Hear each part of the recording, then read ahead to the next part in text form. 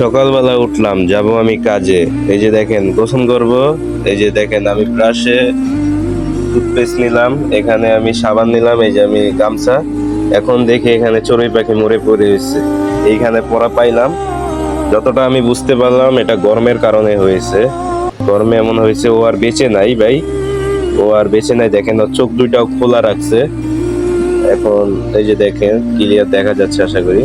দেখেন চোখ দুইটাও খোলা রাখছে। ও আর বেঁচে নাই ভাই, বেঁচে থাকলে আমি ওকে বাঁচানোর চেষ্টা করতাম, ও আর বেঁচে নাই। তো আমি খুবই কষ্ট পাইলাম, এত সুন্দর একটা পুরুষ চড়ুই পাখিটা মারা গেল, আমাদের মাঝে আর নাই।